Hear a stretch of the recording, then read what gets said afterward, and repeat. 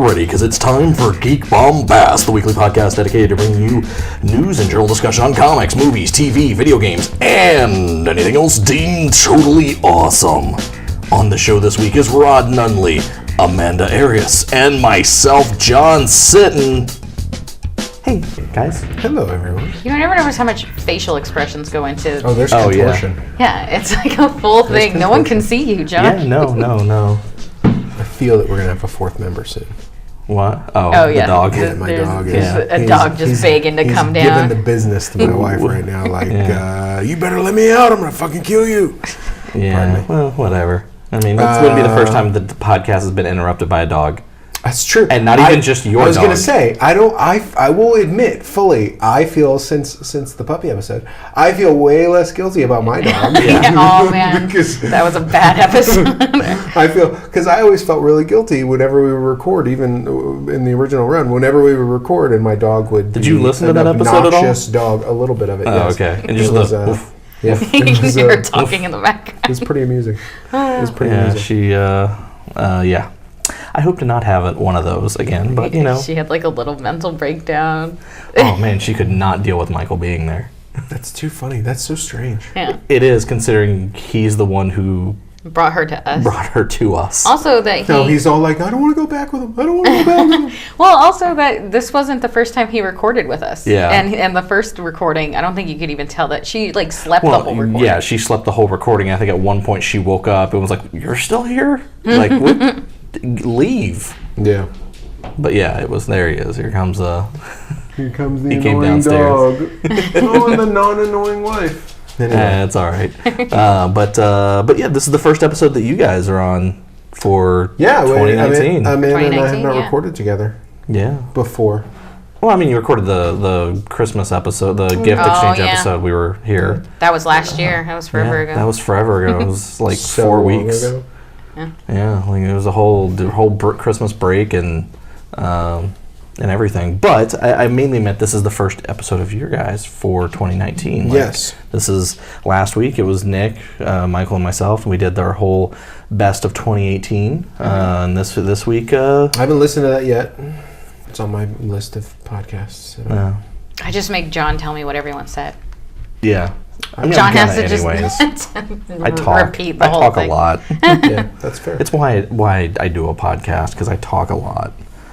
And not because I love to hear the sound of my own voice. That's the weird part. Although you do. I do sometimes. Yeah, I will say that's the difference, because I talk a lot. Yeah. The difference is I have a hard time listening to the podcast, because if I'm on it, I have a hard time listening to my own voice. Yeah. But I have to listen to it multiple times, so... So you just learn to love it. You become accustomed to it. Yeah, I just become normalized to it. So I mean, how has everyone's 2019 been so far? Good. Yeah. Good. Well, it's a long run for me. My anniversary is October 31st. My kid's birthday is mid-November. Mm-hmm. There's Hanukkah in there. My kid's half Jewish, so we do a little Hanukkah thing. And then Thanksgiving. And then Christmas. And then my wife's birthday is tomorrow, mid-January. Mm-hmm. So it's just like from October through January, it's just like bang, bang, bang. One right after another. It's nothing but like holidays and events and family and just like stuff. Oh, yeah. So now, after tomorrow, things will calm down for me a little bit. So I'm excited about that. One would hope. Yeah. That it calms down. And you get a couple weeks and then Valentine's Day and then... Thankfully, my wife's not big on the Valentine's Day thing, which is fantastic. Like we'll make a dinner, we'll hang out and stuff. We'll do something small. Doesn't have to be a big old event. She hates cards. She actively does. She's like, do not give me cards. I do not want them. Yeah, she really does. If you give her Magic the Gathering cards, she'll just burn them in front of you. Burn them right in front of you. Lotus Mox. It doesn't matter. Black Lotus, man. Yeah, it's totally gone. But yeah, she does anybody want to play poker? No. Yeah. That's funny.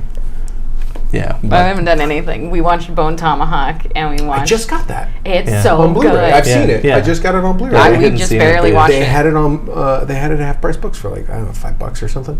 We've had it for like months. I had this whole like, I do like a long run of counting down to Halloween and I watch a bunch of horror movies and Bone Tomahawk made it to the list. And that makes sense. That's a horror movie. It's not as horror based as I thought it was gonna. I honestly thought I was gonna get like a weird ghost story or something, and it's definitely it's not that. It's not that, but it's definitely gruesome and horror-esque. It has horror elements in it. I would say it's got heavy horror elements in it. But we never got a chance to watch it. It turned out that I started that countdown right before John and I got married, so it was like wedding or watch a horror movie. And so I missed a lot of them, and we finally are catching up on a lot of those. And then we even had a trip to California. Mm-hmm. Yeah, so we between, were it was just no way I could watch all those horror movies. So it's a good film. Plus, it was great. It's got a lot of really good people in it. Yeah, I mean, obviously Kurt Russell's fantastic. Richard Jenkins is in it. The guy from Lost. Yeah. Whose name I forget. Matthew. It's called Jack. Matthew Lillard. No, not Lillard. Fox. Matthew Fox. Matthew Lillard is Scooby-Doo. Yeah, Matthew and Lillard is Shaggy, and also the guy from... I always think of Matthew Fox. Everyone that I've been like, I watch a Bone Tomahawk, and everyone says, oh yeah, it's got that guy from Lost. I'm always like... Racer X from Speed Racer movie. Some people would say, wasn't he in Party of Five? Yes. Oh my God, he was in Party of Five. He was the oldest brother. I remember when Lost was announced, they were like, is that the guy from Party of Five? Holy shit, I totally forgot he was in Party of Five. That's so funny. I didn't even think about it. Movies. I got a movie that no one here will know. I shouldn't say that. In this room, it's possible. I got a movie from 1992. Just put your head in the space of it's 1993, and you're watching Cinemax or Showtime. Okay. It's one of those. Right. It's one of those high quality 2 in the morning movies. It's called Nemesis.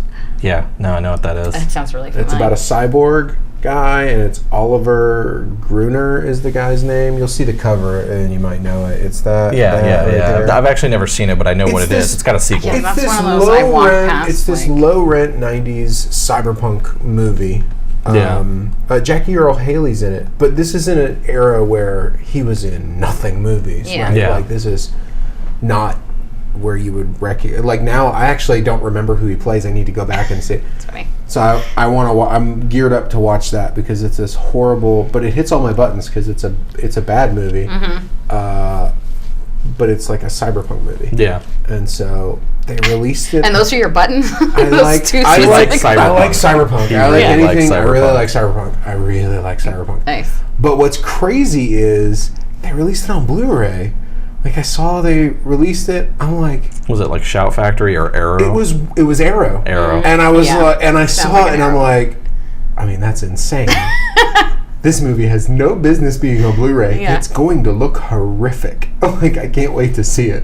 So. Yeah, there's a few movies that Arrow's released that I'm like, there's no way this is going to look good on Blu-ray. And there's no reason this should be on Blu-ray, but here I am buying it on Blu-ray. There's an 80s mix. They put out a 80s collection. It's like 3 movies. It's like Last Resort it's a real young, early movie. It's Rob Morra from Northern Exposure and Johnny Depp. And they're both super young. It's like a teen beach movie. Oh, okay. And then there's a movie called, I think, Spring Break, and then a movie called Hard Bodies. Oh, yeah, not Hard Bodies. Hard Bodies is the one with the girl putting suntan lotion that spells out Hard Bodies on her stomach. That's the poster of the movie. And I watched like the first 30 minutes of Hard Bodies the other night. Ooh. It is not good. Not good. But yeah, Arrow has put out some decent movies. They did Return of the Killer Tomatoes. Yeah. Then also... they probably did Attack of the Killer Tomatoes. I heard so it's a line of their VHS Rewind. Oh, yeah. They did a series of these movies where they gave them fake VHS covers. That's the art cover for it. Okay. Which is weird because, of course, this movie came out in 92. But the complaint I heard was that there were no special features on those releases. Yeah, which can make sense. Pretty except bare bones. Nemesis has a ton of stuff. It's got a second disc. That probably means there's 2 other cuts of the film on the second disc. It's crazy. So they went total what is it, Blade Runner. Yeah. There are 5 different versions of this movie. Here's all 5. There's a Japanese version that they put on there that has the subtitles burned in. Oh, nice. That you can't. It's not an option. It's just on the film. That's the version they could find of it. So it works. Whatever works. It should be interesting. Anyway. But let's get started with the episode here. Yeah, let's do it. Let's move on to the news.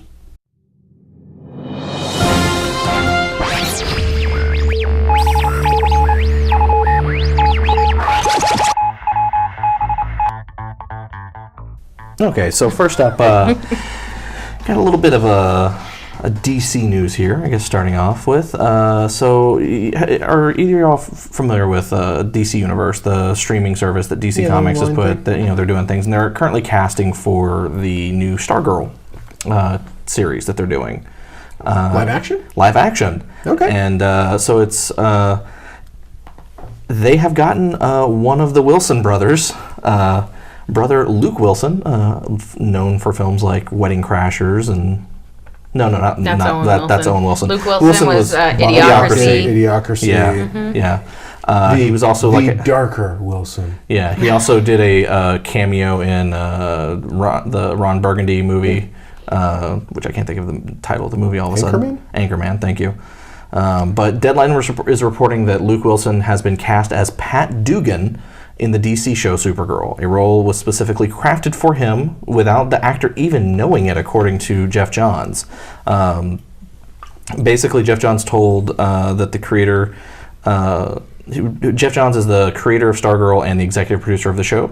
And he told Deadline, I literally wrote this part for Luke, hoping that someday, somehow, he would play Pat Dugan. Like he's talking about when he originally wrote the character in the comics. He goes, I only envisioned him and no one else, and now I feel like I won the lottery.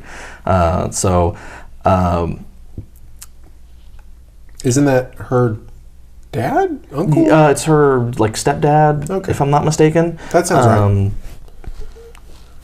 The title character will be played by Breck Basinger, who was a star from Nickelodeon, I think.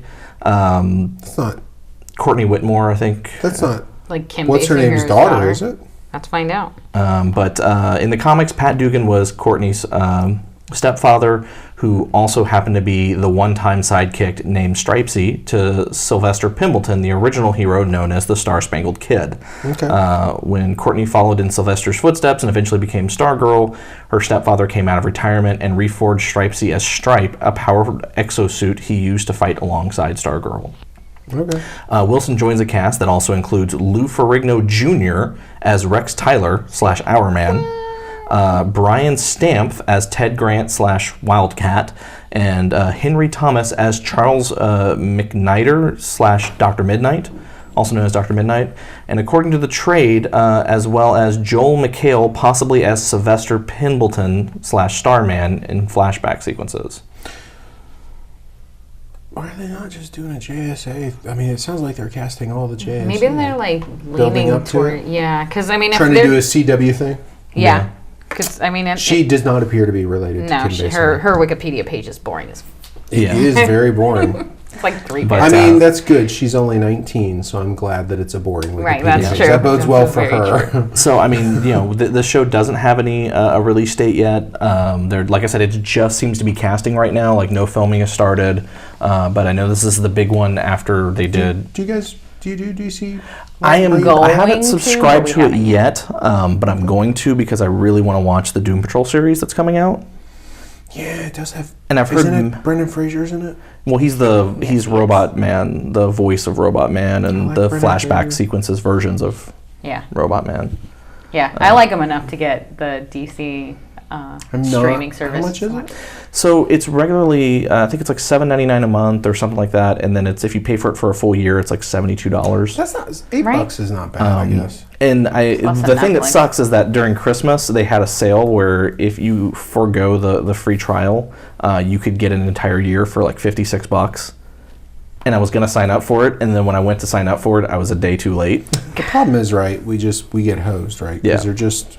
Now there's so many of them that it's not even any cheaper than... No, it's 100% cheaper still for us. Than cable? Yeah, for us it is. Yeah, I mean, we're paying for Hulu. We've got Netflix and Hulu. I'm trying out YouTube TV, but I don't know. We haven't. I don't know that I'm going to keep it. I honestly am just trying it. The Hulu TV does... we'll talk about it later. The YouTube TV does something I like, but we don't have to talk about it now. It's I don't know, man. I feel like if I signed up for everything that looked, that might be interesting, then next thing you know, Oh, yeah, no, totally. I'm signed up for way too much crap. Yeah, that's true. I think we're on the brink of it right now. Yeah, because, I mean, we're signed up for 2 different wrestling streams, WWE and New Japan Pro Wrestling, which I might be canceling the New Japan one pretty soon. Right. I watched a wrestling match the other day. I was flipping through the YouTube TV looking at all the things, and I saw John Cena was wrestling somebody. I don't know if that means it was a really old episode. No, he's on he's TV still now. around. He goes back and forth from wrestling and movies. All right. Yeah, he appears in between If he the had movies. oddly long hair. No, I saw his bald spot. Yeah, that was see his recent. bald spot. Yeah, that's recent then. No, it's some triple tag team thing. Yeah, it was probably recently. Yeah. Yeah. It might have been a current episode. I was just watching it like last week. Yeah, because they put full matches and sometimes edited matches on WWE's YouTube. That was the thing that was weird to me. Was I was watching the show, and keep in mind I haven't watched wrestling since I was a kid. Cutting to the commercial in the middle of a match, that was bonkers. It's still bonkers to me that they do that. Bonkers. Like, what are you doing? Like, you show a match, then you go to commercial. Then you come back, then you do a thing, then you show a match, then you go to commercial. Yeah, the worst part is if you're watching it live and you're there because they know when the commercial breaks are, so then they stop wrestling basically. Well, it's not. They like hold them in, put them in a hold for a long period so of they time. don't even like edit it for commercials? They literally... No, because it's live. No, they're live. The television show is live, so the commercials are in the middle. Bonkers. Yeah, that's why they don't schedule. I mean, they try to schedule the commercials or try to schedule the matches to fit around commercials, but they know it's not going to work because matches could run long or something could happen. So they have someone that gives them a signal when they're on commercial break, and they basically do less. They don't put as much effort in their match while it's commercial break because they know. So they'll. Just that's fillering. when like they'll still wrestle, but they're fillering. It'll be like, and then they all get of a back sudden to the position that they were in, or into similar, a different position, or like set up for a big move, but the big move won't happen until they come back from commercial break. That is crazy cakes. Yeah, I know SmackDown for a while had a special thing where they had to deal with the network that instead of they would still go to commercial, but instead of it actually fully going to a commercial, the show would then go into a small little picture-in-picture box in the top right corner, and then they would still air the commercials, but you would see the matches still going on, but couldn't hear what's going on. You just see the match. That's less offensive. It's show the match, go to commercial. Yeah. So, but sorry. Moving on. That was a super tangent. I apologize. Oh no, it's perfectly fine. Moving on. Comixology Unlimited service just got a little bit better. I heard this. So a few years ago, Comixology launched its own all-you-can-eat subscription. It's like $6 a month. I actually subscribe to it and use it quite extensively. Are you eating all of the comic books, John? Yes. I mean, it's... If it's all you can eat, I'm going to eat it. There's a lot of fiber, I guess. That's good for you. But it's so they've when they first launched, they were mostly just original title, image books, IDW, some Boom Studios, nothing from the big two. And then very shortly afterward, they got some Marvel stuff, but it's usually stuff that's like 6 months old. Mm-hmm. But then they eventually got some exclusive comics from Marvel that are basically digital runs first through Comixology Unlimited. If they're for free through there, or you can pay for them digital. Okay. And then they come out as like a physical comic once the mini series is done. Okay.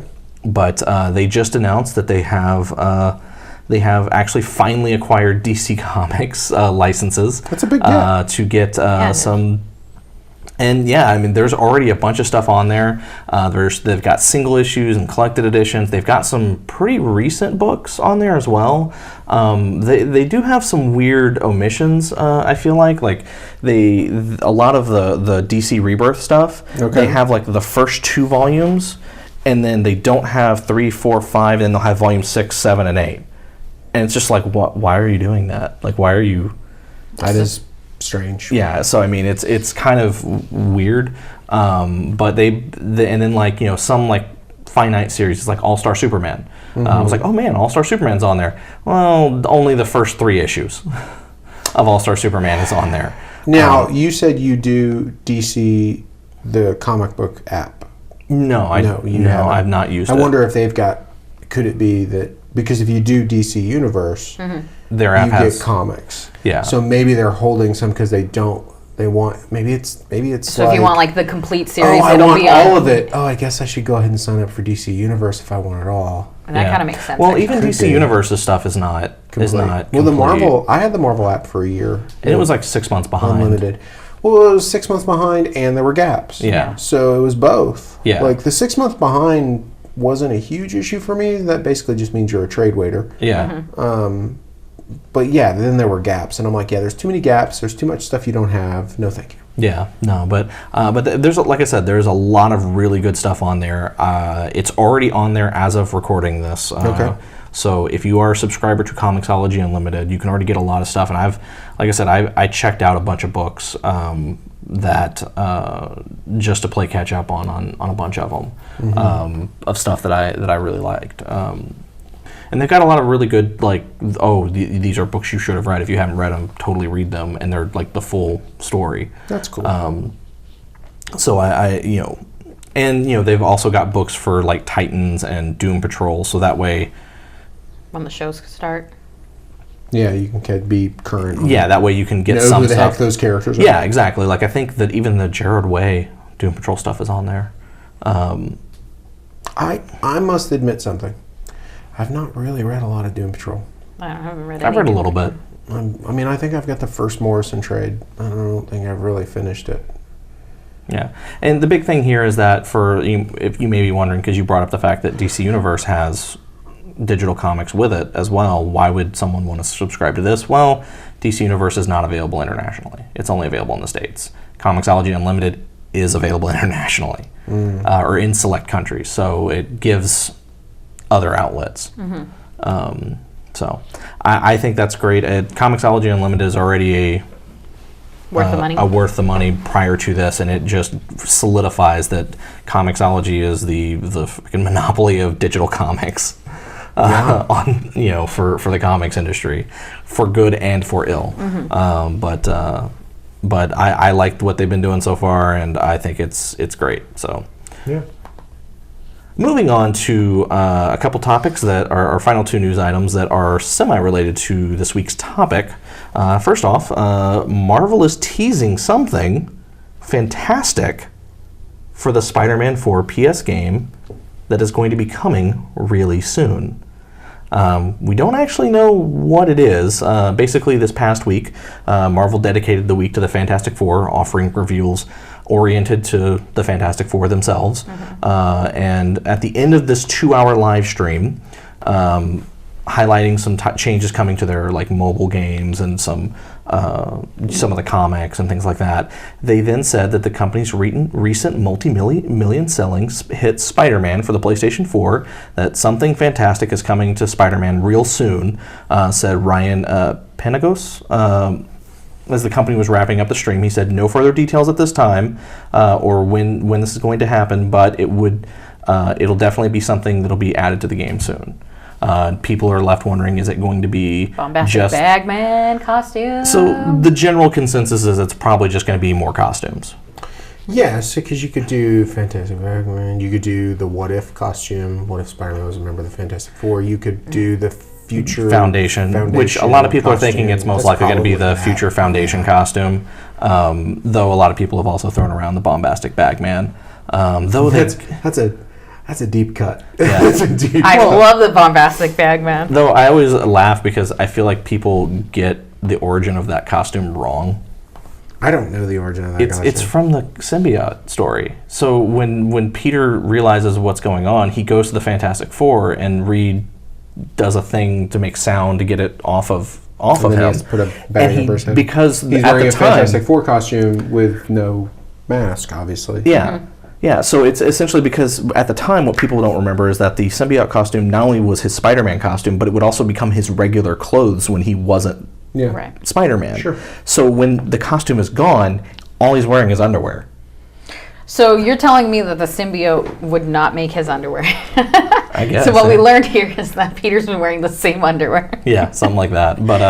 But so it's just one of those things where they gave him like one of Johnny Storm's old costumes, and then Stable Molecules, man. And then they put like he put like the bag over his head and poked 2 eyes out, and then Johnny Storm put a kick me sign on his back, and then saw him out the door. Went, yeah. You know, and he was referred to as someone called him the Bombastic Bagman. Yeah. At least that's how I remember the story going. But I don't know. I could be wrong. Sounds right. But that's what a lot of people are thinking is. Some people are hoping that it's maybe a new DLC story. Like maybe it's like Dude, if they had a one shot. Fantastic Four DLC thing with one of the members of the Fantastic Four in it, that'd be fantastic. That'd be fantastic. Fantastic, Yeah, Awesome. yeah. Because So you could easily do a Johnny Storm thing. yeah, Yeah. like they could easily do a thing where they go to, because there is no Baxter building in the game, and they're not just gonna patch in a Baxter building to the game, but they could turn one of the buildings on Yancey Street into I'm super The things excited and about. and do the thing that's currently going on in the comics, where the Things building in Yancey Street is the new headquarters. Yeah, totally. I'm really excited to see what the next licensed Marvel game is, because they did announce a while back that this was the beginning of their online universe, their Yeah. video game universe. Which would be great. They do have Marvel Ultimate Alliance 3 for the Switch. Yeah, but that doesn't count, right? That's a sequel. Yeah, Like and it's a then sequel to two existing engine game. But Yeah, yeah, I know- the Spider-Man's supposed to be like the beginning of their like video game universe of like. and then I know Square Enix is working on an Avengers game of some kind. So I don't know. But it'd be interesting if they use the like Fantastic Four Spider-Man DLC to like branch off into a like Fantastic Four game. Yeah, That'd be really real cool. Good time to be a interesting. Fantastic Four fan again. Yeah, it really is, because that comic's actually really good. It's really good. Yeah. I've enjoyed the heck out of it. Yeah. But You get more news? yes, I got one last piece of news, Let's do Spider-Man it. related news. So everyone here has seen Spider-Man Into the Spider-Verse, which you guys can talk about in a minute. But it's a Golden Globe winner for Best Animated Film. That's just the beginning. So even before it was crowned Best Film of 2018 by myself and Michael Riojas and countless other people on the Not internet. Nick though. I'm with Nick you. did not. I am with you on that. It would have. I know it wasn't on last episode. It would have been my. It is my top movie of last year. Yeah. Like, as much as I love Avengers: Infinity War, I know I'm gonna watch Spider-Man more. Yeah. Yeah. 100%. I know. I agree Yeah, with I- that. More rewatchable. It's so different. Yeah, I think I It did stands put up out. an honorable mention for Bad Times at the El Royale, but I haven't seen that yet. it's good. It's so good. But anyways, they already announced that they're working on a sequel for the movie, and they're also working on a Spider-Gwen spinoff, which we've talked about before. I don't know if you were on that episode or not, Rod, but it's a Spider-Gwen spinoff that's going to have a bunch of Spider-Women characters, Yeah, it's supposed to be Silk and Jessica Drew. and maybe Madam Web. Yeah, and One I of think the other Matt ones, Miller. yeah. Yeah, but they're apparently now looking to jump not only into another dimension, but another medium with this, and that medium is television. Sony is heavily considering making an animated television show based on characters that were introduced in Spider-Man Into the Spider-Verse, more specifically, Spider-Ham. Oh my god. Can we have like a Looney Tunes cartoon? If I get a Spider-Ham cartoon, I'm gonna lose my shit. Particularly if they get John Mulaney to voice him, which they probably Right. won't. But I don't feel like it's a TV show. I don't know. He's a busy dude, man. Is he? He does a lot of writing gigs. He's already has an animated show. It's on Yeah. Netflix. It's called Big Mouth, and it's amazing. Shit, Oh, I yeah. forgot that And was him. it's amazing. I totally Yeah, forgot you've that was actually him. seen Yeah, I one. like that show. I just totally forgot Maybe that was my him. best. That's maybe my favorite cartoon of the last year, Yeah. like TV But- show cartoon of the last year. I still have to watch the second season. While it is rumored to be focused on Spider-Ham, they did state that it would be in the same vein of Into the Spider-Verse, which is they would have multiple versions of Right, but what if it was just Spider-Ham and like Howard the Duck on Adventures and Penny Parker. and Penny? Why Penny Parker? I don't know. She's one of the ones that people are clamoring to have more of. So Yeah, we need to have more. The only two characters I hear, the only three characters I hear people talk about Spider-Man Noir, Spider-Ham, and Spider-Gwen. yeah. I Yeah, don't really hear a lot of people talking about the anime. My kid likes the anime character, but that's just because he likes robots. yeah. He doesn't really like the girl. He just likes Like the the person. robot. Yeah. I shouldn't say the girl. It's not about the girl. He doesn't care about the person standing next to the robot. He's likes- super into yeah. the robot. I'm into that. But I mean, having said that, I mean, even if it's like a Spider-Verse kind of thing where we're getting, where we could possibly get characters that are not just the ones that were in the movie, we could literally get so many different ones. The Japanese Spider-Man, we could get Spider-Punk, we could get Spider-Man I would UK. love a We could get Spider Cop, Spider-Cop. Spider Cop, and Spider Ham working together. Two pigs. I would love One web. 2 pigs, 1 web. Good job. Well done. I've been working really hard on my Spider Ham, Spider Cop stuff. So Yeah, she's trying to turn it into my fan fiction. I'm gonna send that into Marvel someday. Spider Cop. They put Spider Cop in a story, didn't they? Yeah. He was like in the background, right? Yeah, He was like a background. the video game Spider-Man actually sees a wall, like in one of the comics, because he's in one of the comics. He sees a wall of all the different Spider-Man. He goes, "Wait, Spider Cop's real?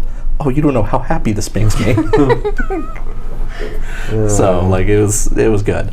But literally, Spider Cop is a Spider-Man in a police outfit with a spider mustache, with a mustache over the costume, yeah. Which is what's hilarious about it. It's my favorite part. That mustache makes it. I'm sure the person who drew that without the mustache, and then was like, "This doesn't look right. He doesn't look enough like a cop. Doesn't look enough like a cop." I know. Yeah, but that is all that we have for news.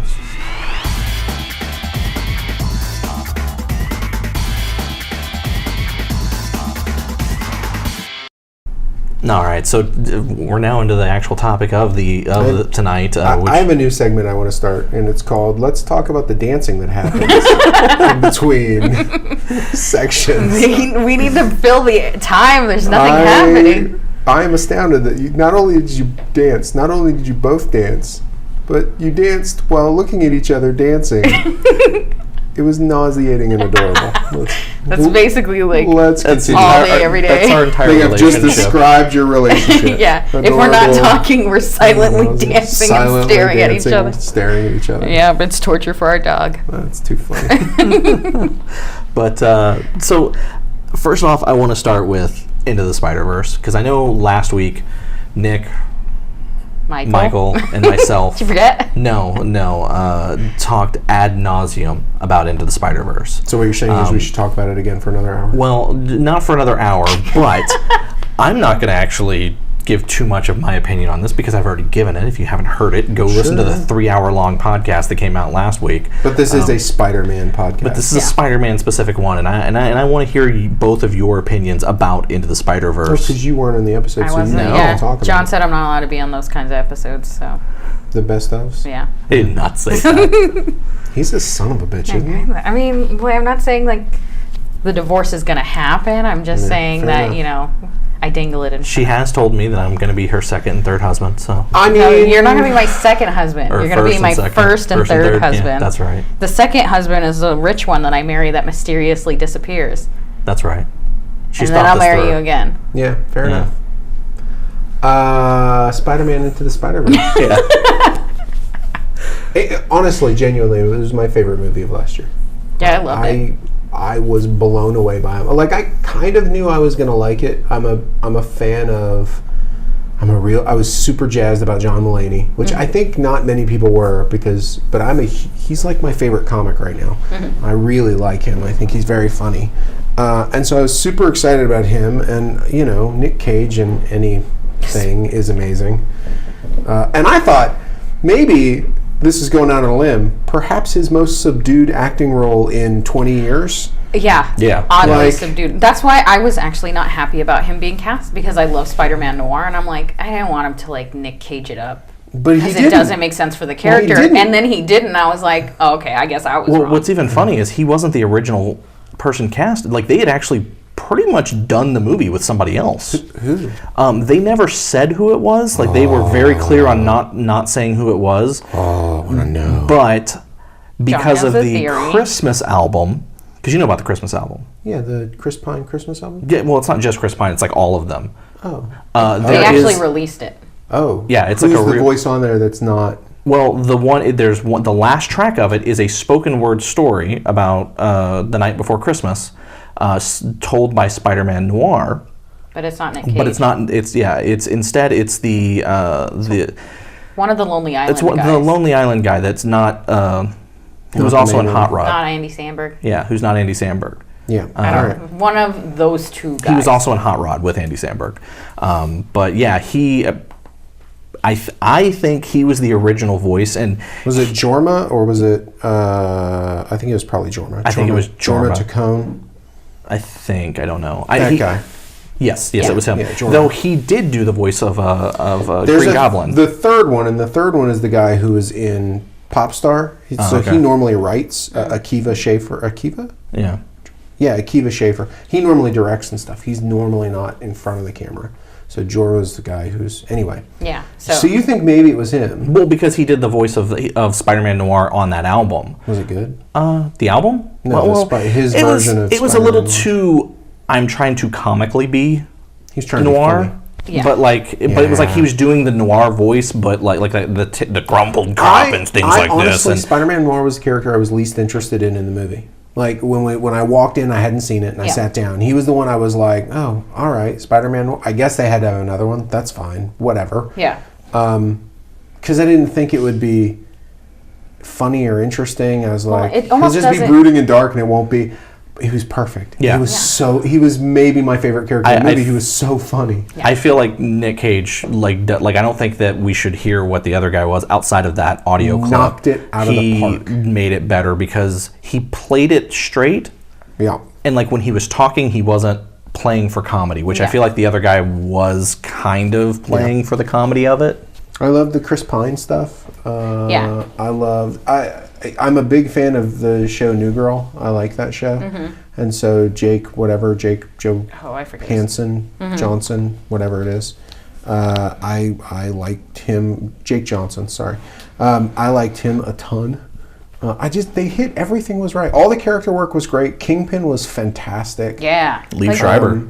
Yeah, but like just... is that who played him? Yeah. I didn't even look it up. That's so funny. Just the physical, like the way they drew him was great. The animation was insane. Whoever we so were good. sitting next to in the theater when we watched it were really mad at the size of Kingpin. Like really legitimately mad. Because they were like, he's not going to fit through that door. And then they would just cut the scene so that he was like through a door. And they're like, see, because he couldn't fit through that door. It's just like, it's a cartoon. Like, do you guys know who played Doc Ock? That was my favorite bit of casting. So it's Catherine Hahn, a name you may not remember, but you will know her as the crazy wife from Step Brothers. The super horny wife who's trying to have sex with Will Ferrell. Oh, yeah. And Step Brothers. Oh, she's a comedic actor. She was the campaign manager on Parks and Rec when Leslie Knope was running for office. Yeah, you recognize her face when you see She's her, but her really name funny. I never recognize. So again, I think the casting was amazing. Also, that design for that Doc Ock was one of my favorite reveal really cool ever. as hell. I was hyped when it happened. And also, totally, for me, unexpected. Oh, totally. Everyone. Like, they did not telegraph that at all. And, like, what was it? I think Michael was telling me is that because he has seen that movie, like, 6 times. He was telling me that he was watching it, in the scene where they're in the classroom and there's the video where she's actually giving, like, there's a video and they're talking about, like, realities and quantum theory and things like that. It says her name, it says Professor, and then Miles' head is blocking her name. Oh, that's so smart. So, like, he's like, well, clearly they would have put like clues of who she is. Yeah. And then no, they totally purposefully. That's clever. And I like the fact that they didn't reveal it in the trailer. And there's a lot that they didn't reveal in the trailer. Oh, yeah. I thought Scorpion was going to be one of the main villains. Really? Did they show Kingpin in the trailer? No, Yes. not at all. Did they? Yeah. I don't remember him being in it. I don't remember him. Yeah, he was in like most of the trailers. Or if they did, I just, for whatever reason, I didn't think I didn't think Kingpin was the main villain. And honestly, like, it's funny, we all knew there was going to be parallel universes. They didn't give away, like, why. Yeah. They didn't give away what the thread of the movie was. That a lot of Kingpin's trying to get back none of that stuff. Yeah, they didn't give away the thing of why Chris Pine is not advertised in the movie at all. Yeah. Yeah. It was fantastic all the way around. I have not seen it 6 times, but I have a 6-year-old. So as soon as it comes out on Blu-ray, you will be watching I it will have seen it 20 times more than anyone else. Yes. Because we will watch nothing. My kid has seen it twice in the theater already, and he went and saw it with his mom. And when he came back to me, I asked him if he saw it with his mom, and he goes, yeah. And if you want to go see it again, we can. I was like, okay, dude. Yeah, gotcha. That's his sign of, I want to go see it again. We should go watch it. I want to see Spider-Man. I loved, and I can't think of who it is. Lily Tomlin? Was that who it was? Lily Who Tomlin was Aunt Aunt May. May. She was great. Fantastic. Yeah. And everyone down the line, the music was fantastic. Oh my God, the music that So soundtrack is so good. Freaking Biggie Smalls in a Spider-Man movie blew my mind. That song came on, I was like, oh my God, Yeah. like Biggie's on it. That's nuts. The sound, like, not even just the soundtrack, but the sound design. Like, the Prowler, every time you see the Prowler, there's this noise that comes on over him. And it was so dramatic and so perfect for that character. Yep. And it was just like, but why? I mean, I think for a character that probably not a lot of people know about, I think anyone that's like a Miles Morales fan might, but anybody else, I don't know if anybody really knows who the Prowler is. He's a very third-tier character. Yeah, but so to have him have that like added drama to him with the sound and everything, I think it really helped establish him as a threat or a character, considering like a lot of people probably know who the Kingpin is, a lot of people would know who like the Green Goblin is or Doc Ock, but nobody would know who the Prowler is. But you didn't lose any gravity of his character because of that added stuff. I was a big fan. I mean, just all around. I mean, my only complaint with the movie was not enough Spider-Ham. That's my only complaint with the movie. He and I get it because he's the one who has the least impact on the plot. He's like, how does he really fight? Because he kind of just silly. drops people, like pulls out a mallet. Yeah, He's dropping people. He dropped several people, I thought. I had one issue. Tell me. If we're going to nitpick. If we're going to nitpick and I'm allowed to now like go for it. freely talk and spoil. Yeah, well, I've already it's not given like part of the plot away, so we've kind of already. At this point, if you haven't seen it, you're not a fan. Screw you. Right. I thought John and I watched it really late, and it was only like out a week or two. Yeah, I feel like after Michael, because we avoided a lot of spoilers in the best of the year, if I'm not mistaken. But and then Michael's like, when everything else happens. Yeah. But yeah, you should go see it if you haven't. So if not, just skip ahead like 5 minutes. But there is a scene where they're trying to get through Kingpin's dinner, and they're pretending to be waiters because Kingpin had like a Spider-Man themed dinner, and Peter Parker runs into Mary Jane and he apologizes to her, and because she's asking for more bread. That entire scene was very upsetting for me. Why? Because he apologizes to her, and he's very earnest in his apology. Whether she knew why he was apologizing or not, it was a very like, you're Mary Jane, I'm so sorry, like he feels really bad, and she's like, it's just bread, it's fine. I think he was apologizing for something, right? But that's not what he was apologizing to her because he needed to apologize to his Mary Jane. Right. She took it as him apologizing for the bread, and this is a week after her husband died, and she didn't think maybe that's what he was apologizing over. Also, clearly this is a Mary Jane who knew that Peter Parker was Spider-Man, and she went to a Kingpin dinner, a Kingpin Spider-Man themed dinner. It was bonkers town it's to me. An alternate universe. Maybe she's just trash.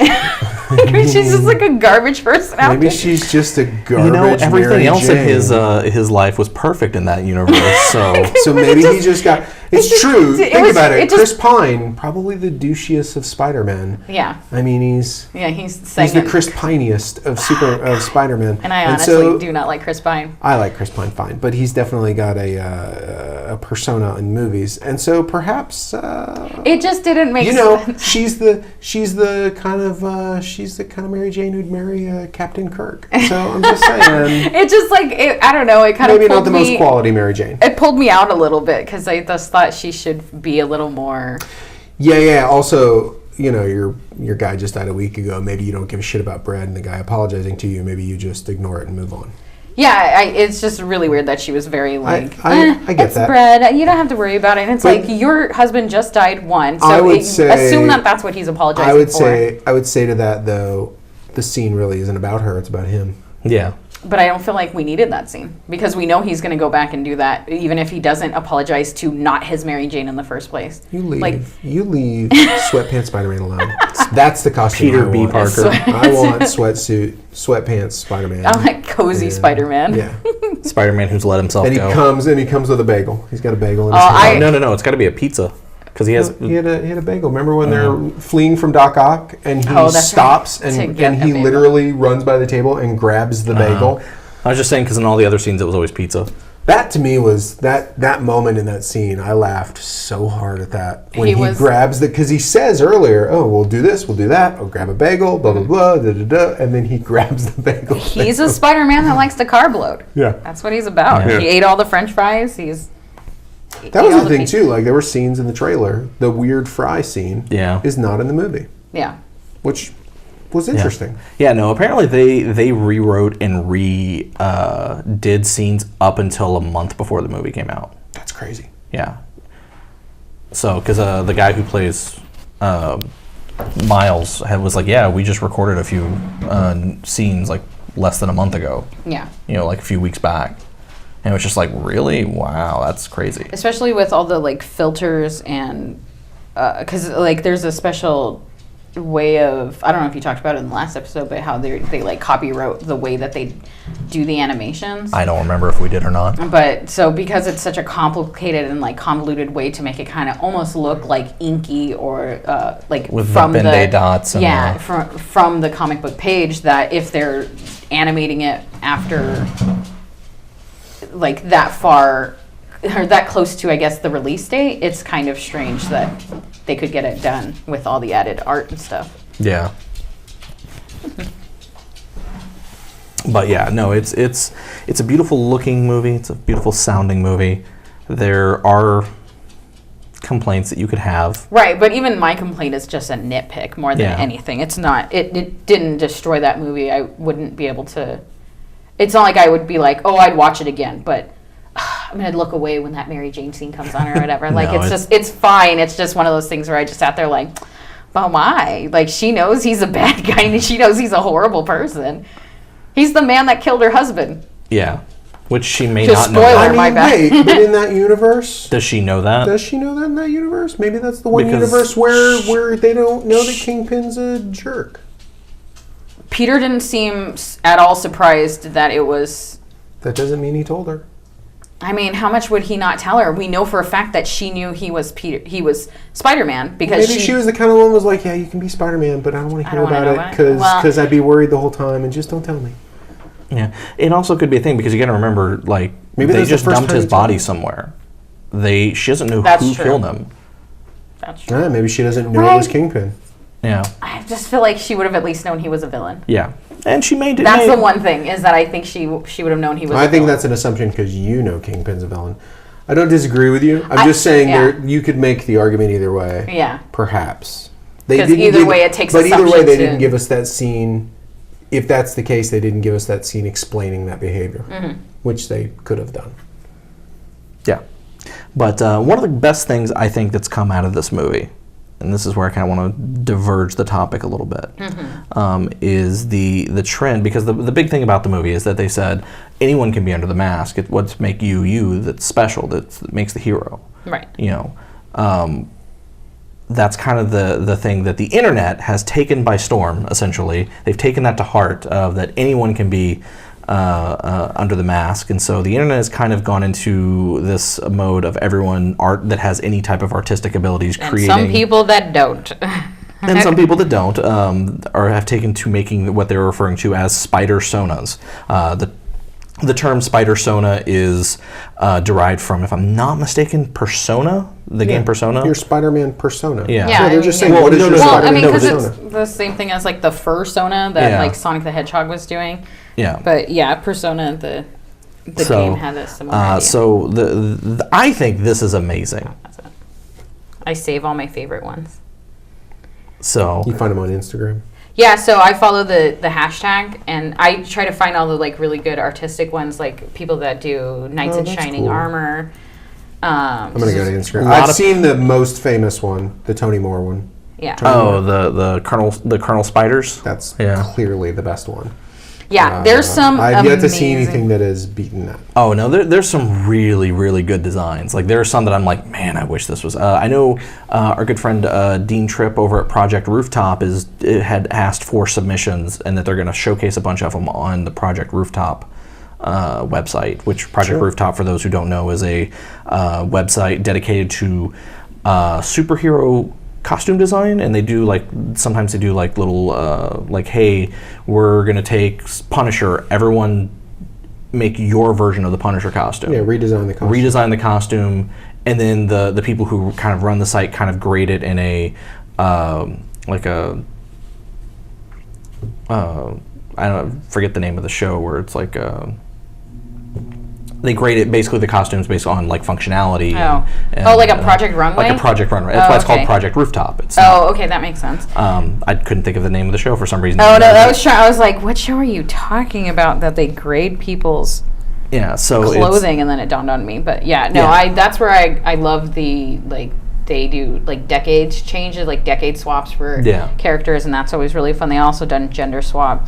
I'm looking now, but he posts so many images, it's hard to find. But Matt Frank did a Spider-Sona for Godzilla. Oh yeah, and it's one of my. That was based off of something somebody said. It was literally it's Godzilla wearing a Spider-Man costume, trying to web a building, and he just tore the building down.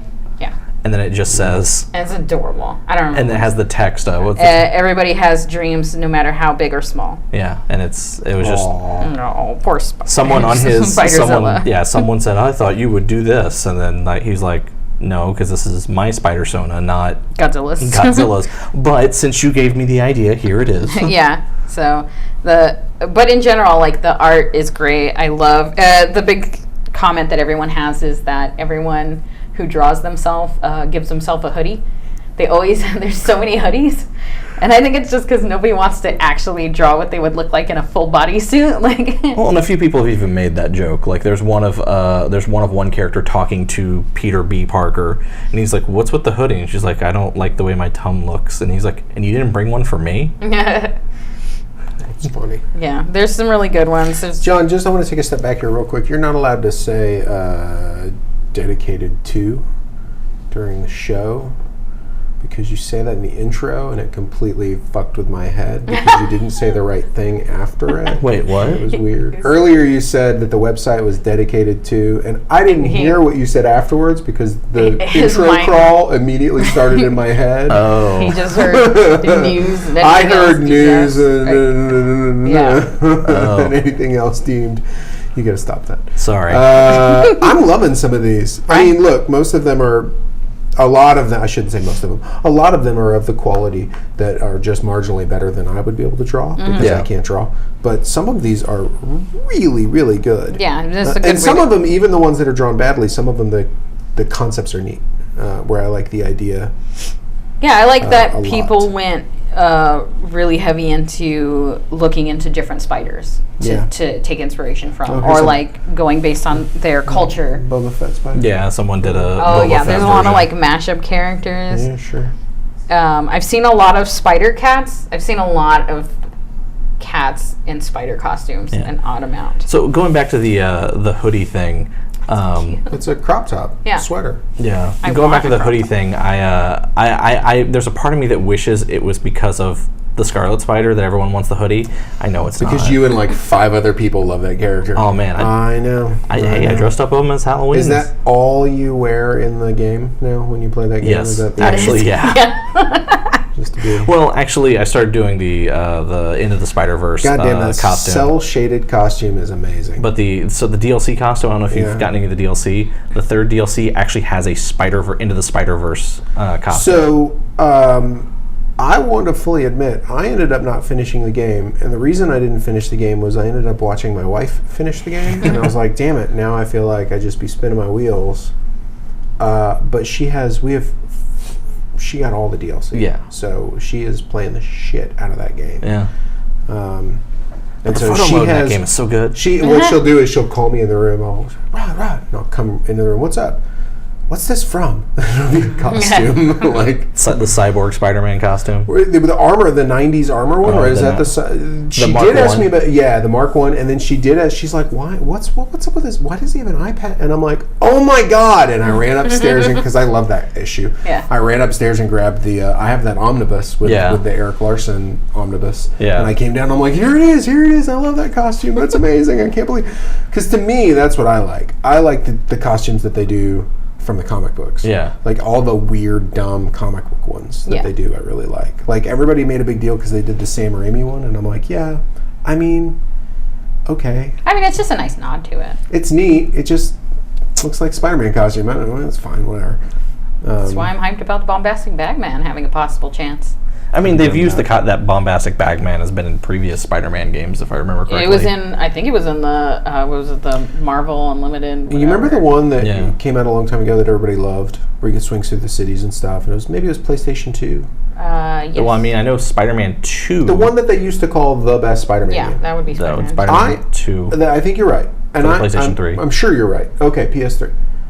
I remember that game, and I remember loving that game and thinking, "Oh my God, this game looked great! Oh my God, this is amazing!" And then somebody posted a side-by-side video of that game versus the new one, and I was like, "Oh, I had no idea how awful that game looks." I mean, obviously Rose-colored glasses, for the time it looked amazing, but you look at it now and you're like, "Oh my God, that's hot garbage!" Like it looks so bad. Yeah, it's like wearing glasses and then taking your glasses off. You're like, oh my God, this world is awful. Oh, I'm blind.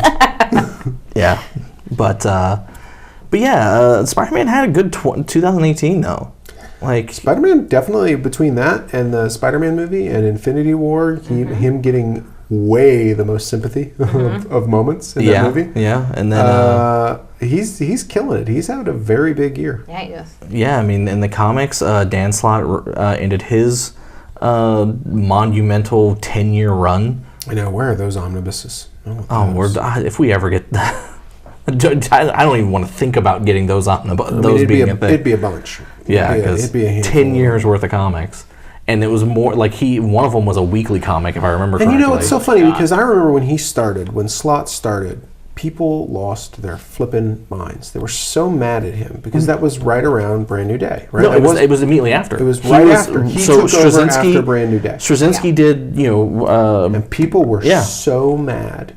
And for at least a year, maybe longer, people were just anti-Dan Slott on that comic because they hated what he was doing. Did we know somebody that got into a fight with Dan Slott on Twitter? Yep, we know, but that was not it was because he hated Dan Slott so much, he legitimately antagonized Dan Slott on Twitter, and Dan Slott. And you look back now, and I mean, correct me if I'm wrong, he's probably in the top 5 best runs of Spider-Man ever.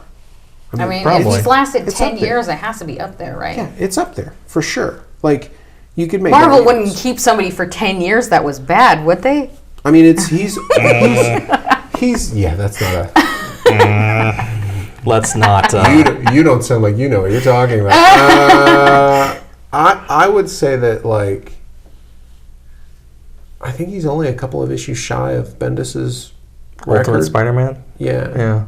I saw an interview with Slott the other day, and he said, "Yeah, I might come back and do a few more episodes or issues, ha ha ha, to bump him off the throne, ha ha ha."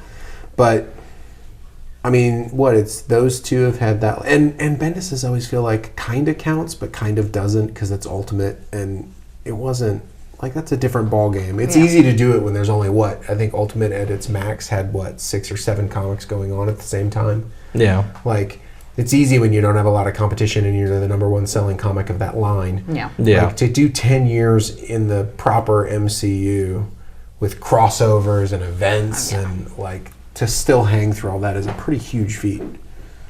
But now, right? He's one of the most well-regarded Spider-Man writers out there. He's in the conversation at least. Sure. Yeah. Yeah.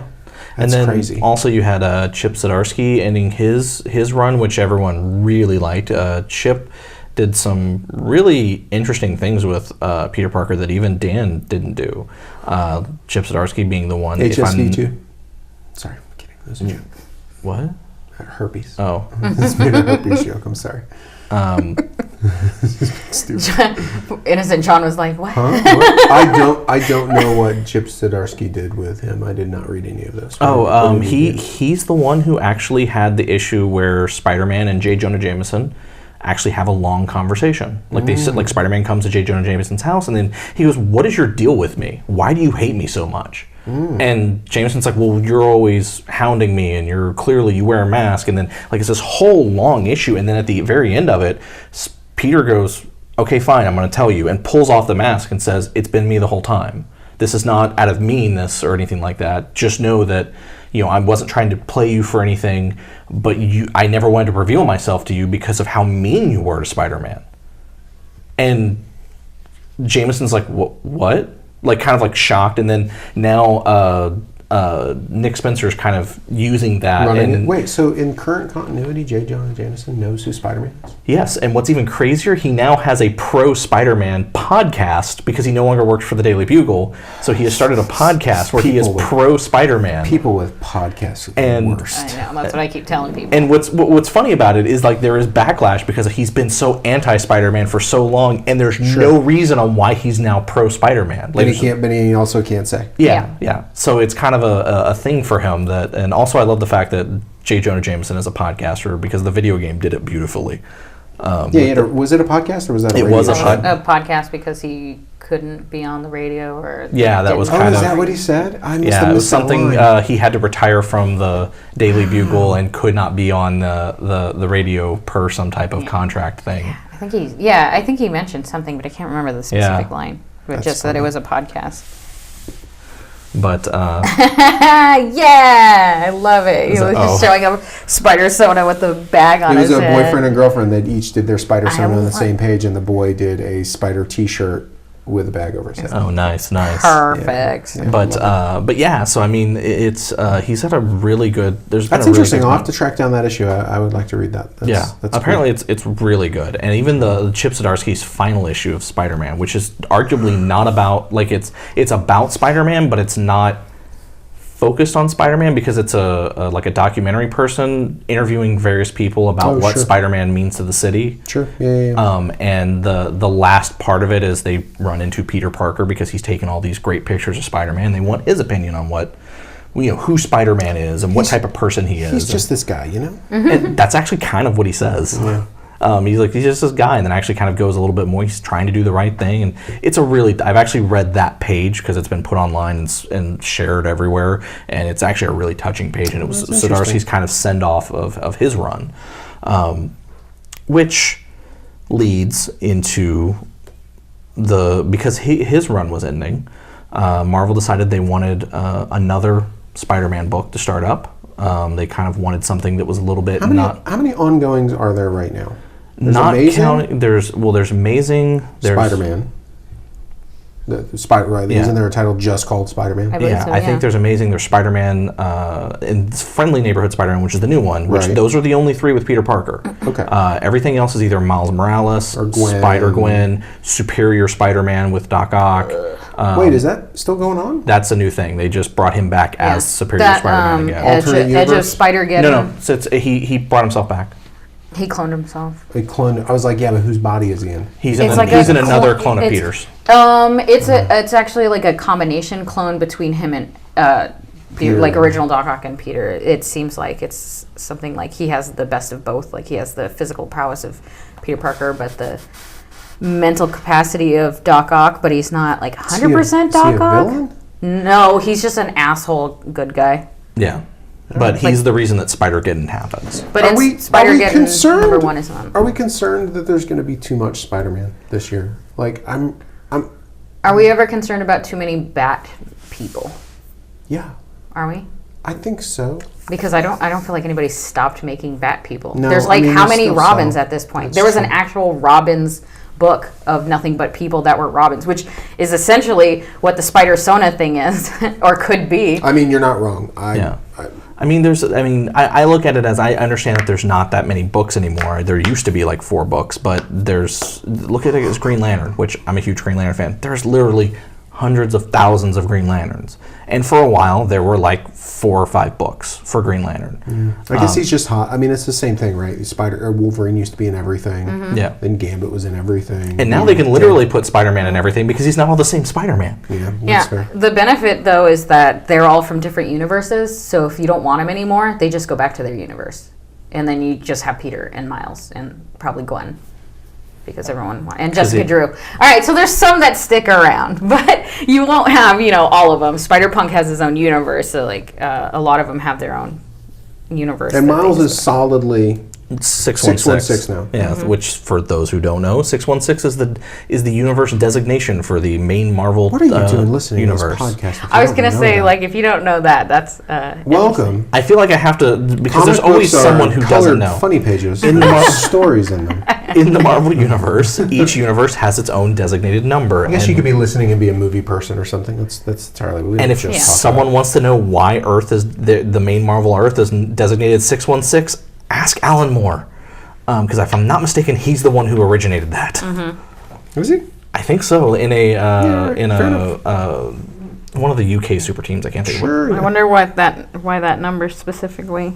I don't know. Why not number 1 is what I ask. Because that was DC has Earth 1 and Earth 2. Oh, I guess that makes sense.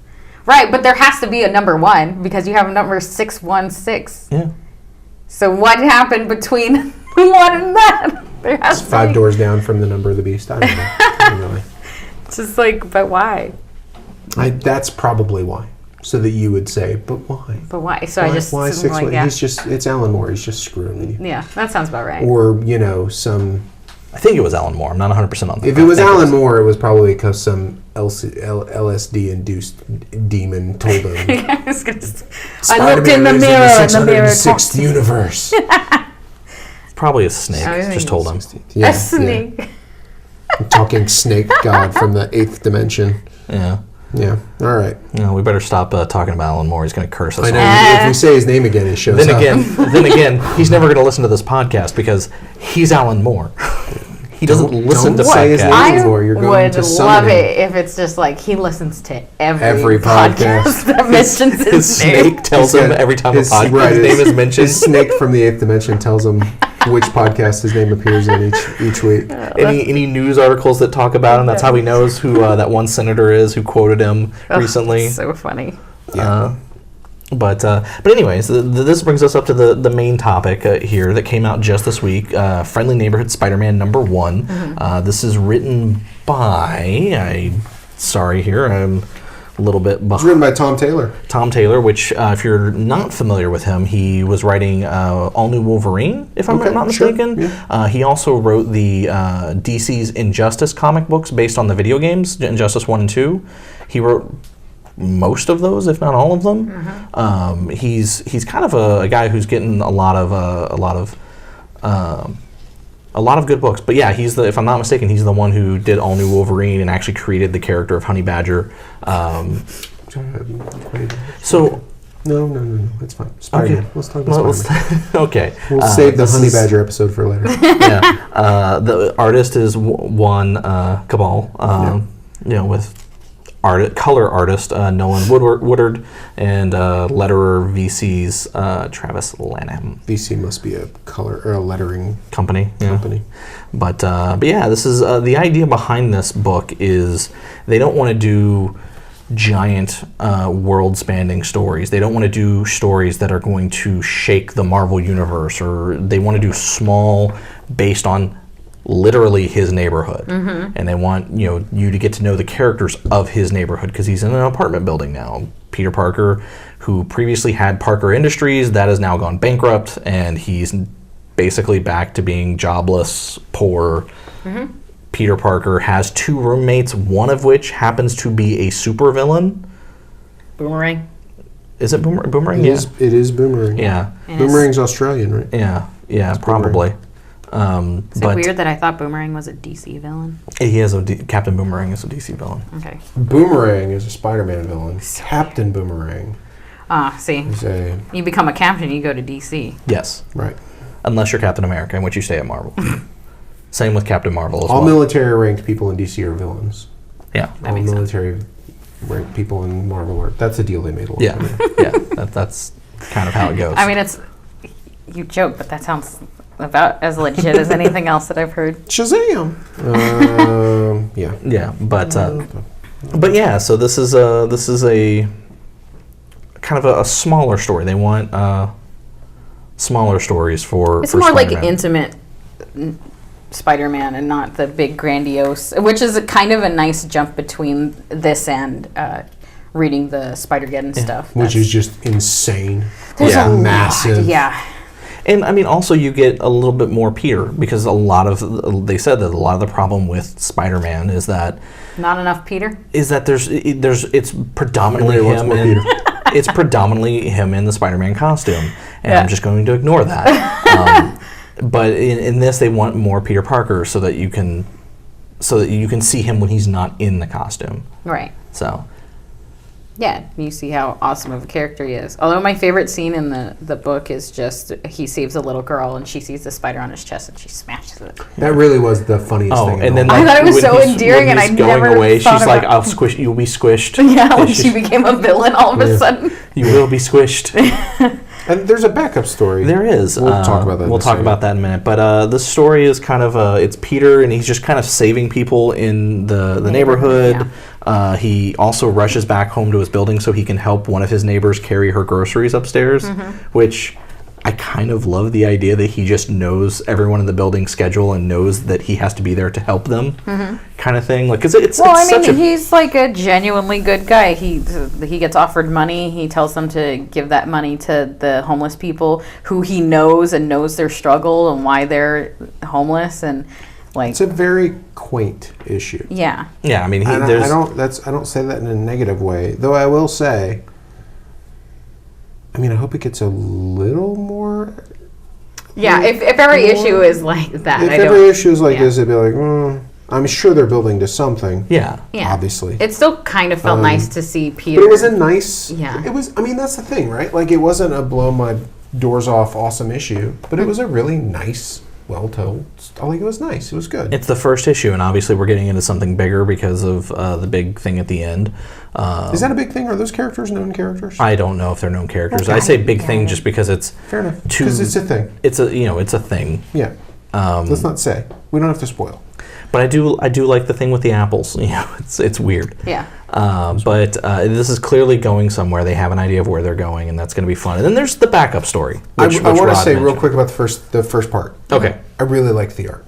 Oh yeah, it's so good. I really, really liked the art. I thought, it's weird because it fits the story so well. Like, I don't know that I want to see this guy doing one of those massive epic, right, like crazy balls to the wall action stories, because it doesn't feel right. This art fits this story perfectly. Yeah, I thought. I agree. Yeah. I was thinking that when I was reading it, because it's almost it's not quaint art. It's just, it's very comforting. Yeah, it's nice. It's very clean. It's very sweet. He draws everything really well. He's good with expressions, which some people are not great with facial expressions. Which is also really good for this kind of story because it's a very interpersonal interactions with people. So you want to be able to. It's not just mushy faces or something. And Juan Cabal, he actually worked with Tom Taylor on All New Wolverine and X-23. Okay, that so they have worked together. I do have one complaint. What's up with Spider-Man owning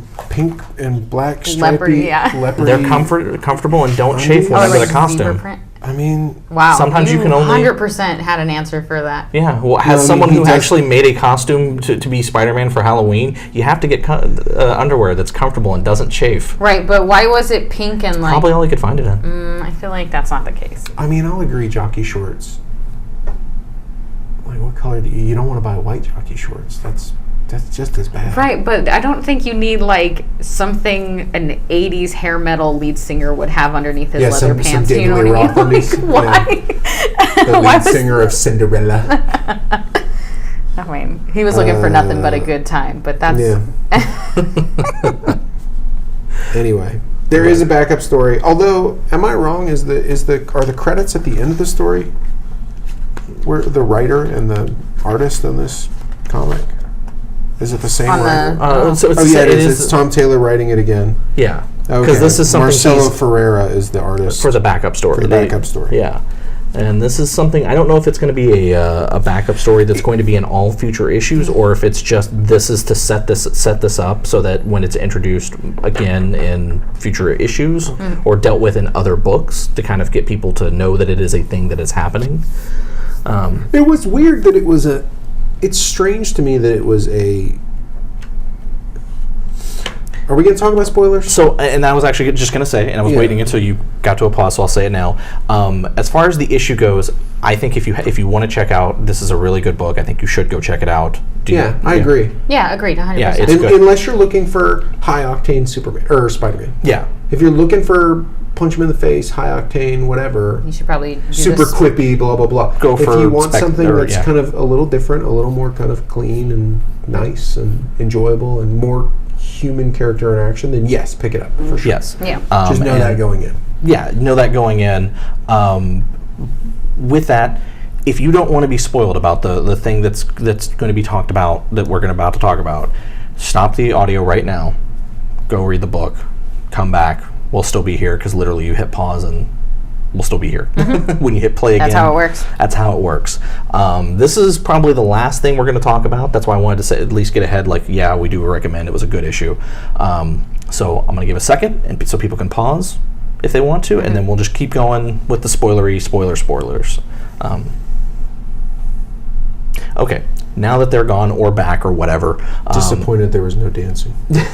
I know. Well, that's not going to actually be a thing that I'm going to edit out. Oh, okay, good. So I edited Well, out the thank part with God the you dance. edit out the Yeah, I dancing edited out so the that no one dancing. can see Yeah. my dancing, John. Yeah, because I don't want anyone to hear the dancing. The awkward noises we make when we dance. Okay, so this final story is it's essentially a letter that Aunt May is writing to Peter. She's talking about the fact that she's happy that Peter and MJ are back together. She's also talking about a lot of the stuff going on in his life. You actually get some scenes with Peter and MJ on a date. You think that's a fetish for Peter? What? MJ in his costume. I was, I did not think that for a second. Like there's a moment where you're like, all right, where's this going, Peter? What are you doing? Yeah. Where are you taking her, dude? Because he's very like, What's he pulling out of that bag? Oh, sandwiches. Okay, good. Well, she talked about like him bringing a blanket, and I was like, bringing out a blanket, huh? Right. And then we cut, and I was like, no. But yeah, and then it also, him coming home, and Aunt May's very aloof, and then he decides to follow her, but then gets sidetracked with some kids bullying another kid. That was a good scene. Yeah, which I actually really liked that scene where it was like he was so concerned with Aunt May that by the time he got into this, he was just like, you know what, I gotta teach these kids that bullying is wrong. Let me get on the bus. I'm gonna get on the bus and preach the word to these kids. Yeah.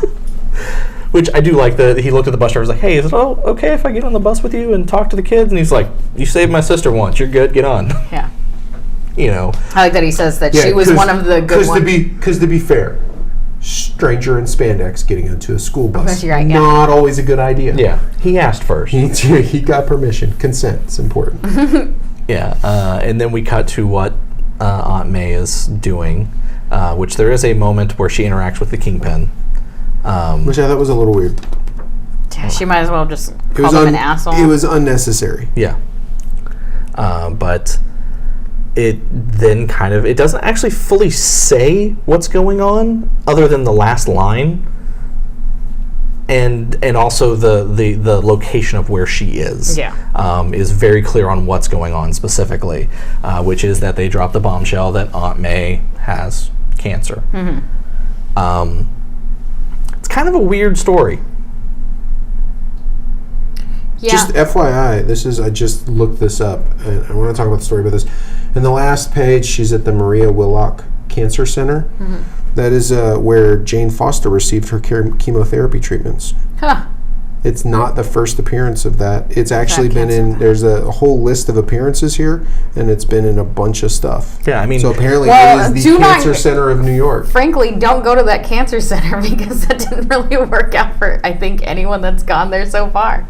Yeah. So there you go. I mean, that kind of makes sense, though. It's a nice little thing. I don't know that I would have done this in a backup story. It is weird to kind of, because like, I almost missed it. Why is this not an issue? And not only is it a weird backup story, but the break, it's an ad.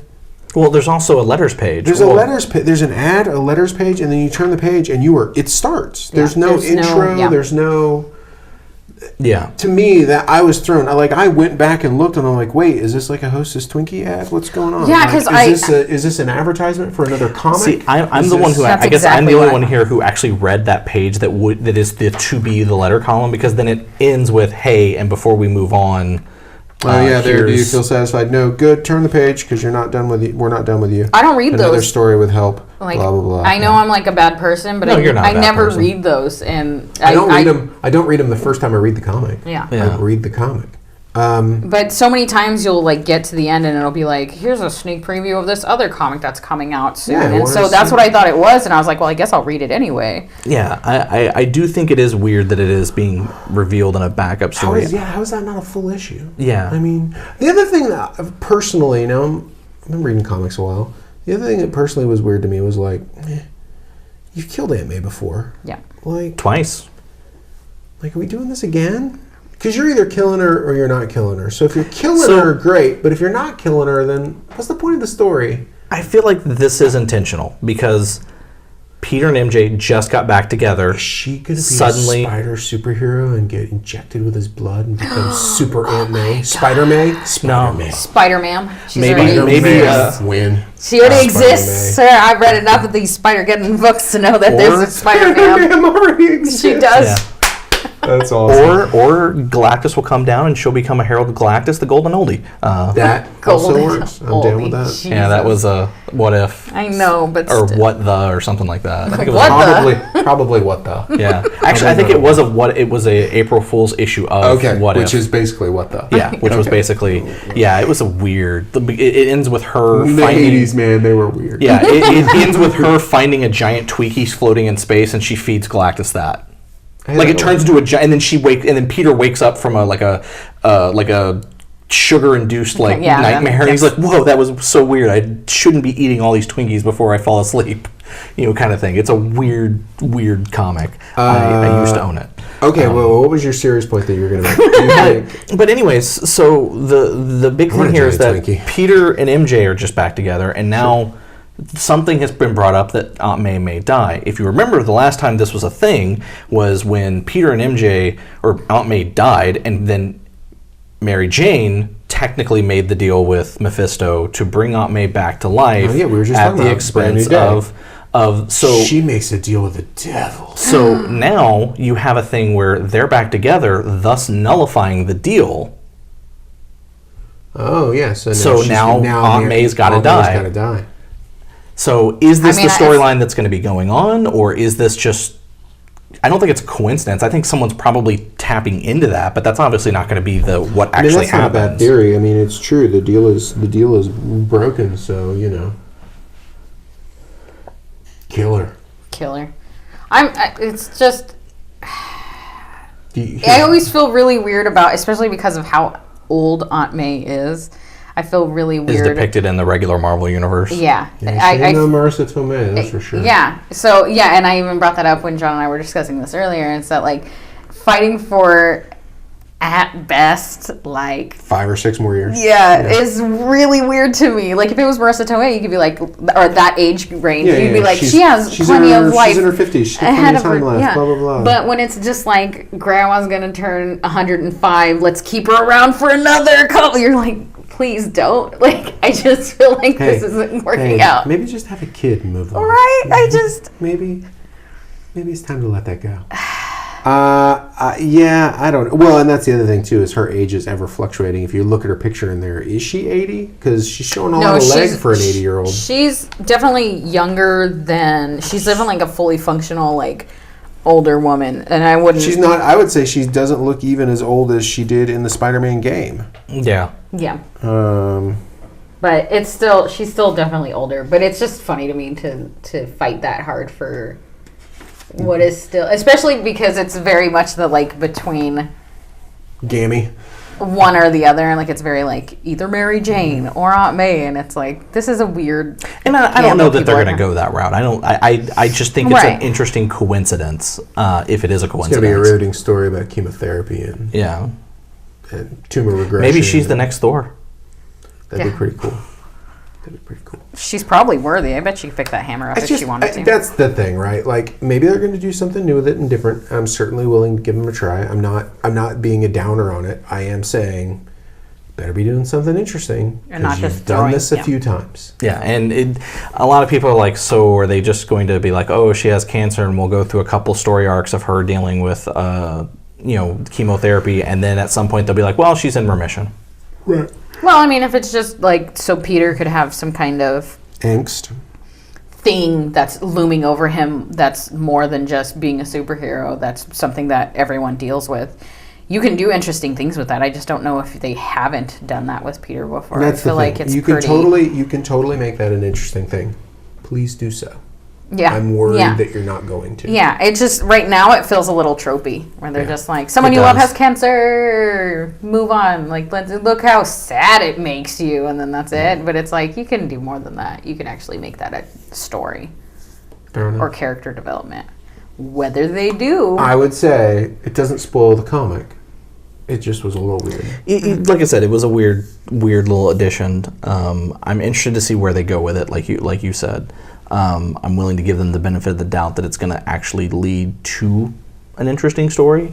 It is and I'm worried that it's going to be that story is going to be told as a backup, like this one. Yeah, that would be really strange if you made her cancer your backup story. Yeah, that doesn't come off too well. I mean, I'm hoping that's not the case, and that this is something where it actually is plotted to appear in the story at like in issue like 3 or 4, and then at the last minute they were like, we need this to not be such a out of nowhere left field thing for the people reading it. And also, how weird is it going to be if in issue 2 or 3 it goes from the backup to the main storyline? That's weird too. Do you still have a backup story? What is that? It's just, I don't see the point of a backup story. Do it in the issue. Yeah. Make it a double size and do it in the issue. Yeah. I think that would have been a better solution. It would have been interesting to see it kind of trickled in throughout the story of like him trying to spend time with Aunt May, but she's going out and, don't worry about where I'm going. You take care of yourself. And that it'd be like thrown out and you not think about it. And then page in there, and then when you finally get that reveal, you're like, oh my God, this whole time we're watching her deal with something and didn't realize it until the very end when we find out that she's dealing with it. Because this is the other thing too. When does he get that letter? Because she crumpled it up at the end. So we were reading what she was writing, So you were reading it as she was writing it. I'm wondering if we're going to get a thing where he's finds a crumpled up letter under those children. Well, the crumpled up letter is at the hospital because she's at the hospital sitting down. I'm wondering if we're going to get, if it's going to be like she has this secret from him, he has the Spider-Man secret from her. I think they already did away with that. So she knows that. I think if I'm not mistaken, she knows. Okay. Yeah, now it's her turn to keep a secret. Yeah. Yeah, because if I remember correctly, she just give her knew that he was Peter Parker in J. Michael Straczynski's run. Just have her start banging Harry Osborn. Hasn't she already banged a bunch of Spider-Man villains? Just J. Jonah Jameson and Dr. Octopus. No, never Vulture. She didn't date the Vulture? No, it was just Dr. Octopus. Just J. Jonah Jameson and Dr. Octopus? Yeah. Just those two. Just two of his most famous people that hate him, arch enemies. Arguably the most. Yeah, the two people who that was loathe brought him up the for most, the movie, by the way. Not really brought up, but fans had the theory because the female Doc Ock in Into the Spider-Verse, Liv, she said, only my friends call me Liv. And the only other character that ever calls her that is Aunt May. Because Aunt May goes, it's Liv. And they were like, oh, she could have had one of those lesbian couple there. Yeah. It was an experimental phase. No. Literally, scientist Doc Ock. Just saying, it was brought up. It's a thing. It is a thing. Aunt May has had a history in different universes. So much /fic online. It's already happened. So no, and there's tentacles involved in everything. And then you have that one comic by Mark Millar, Trouble, that was I remember that. Revealed at the very end that was intended to be a young Aunt May and Peter's mother. Was it really? Yeah. Well, they never actually say their last names. I never read that. They just all use first names. I just remember the cover and being like, I don't know who this is for. Yeah. Right? Yeah. Because I felt like they were like, teen girls will read this because there's teen girls on the cover. And I was like, but they're hugging real close. And also like written by a bunch of dudes. Yeah. Well, Mark Millar. Yeah. Well, yeah, and that Mark Millar is a bunch of dudes. That kind of dude. Yeah, that kind of dude. It's a real specific kind of dude. Yeah. But that's it. That's all we have. Unless anyone wanted to bring up some other Spider-Man related thing that we want to talk about for another 30 minutes or something. I think we're good. We can Flip on out of here. Flip. All right. Well, as always, you can send us your questions, comments, and everything to geekbombast@gmail.com. You can also comment on our Facebook page, facebook.com/geekbombast. We are also on Twitter @geekbombast. We're on Instagram @geekbombast. You can find our YouTube page right now by just going to bit.ly/geekbombast. We might have a website sometime within the next month. Please, if you do subscribe, continue to, if you haven't subscribed to the YouTube channel, we really appreciate it. The more subscribers, the quicker we can actually get a proper YouTube URL for the channel, the correct channel. So,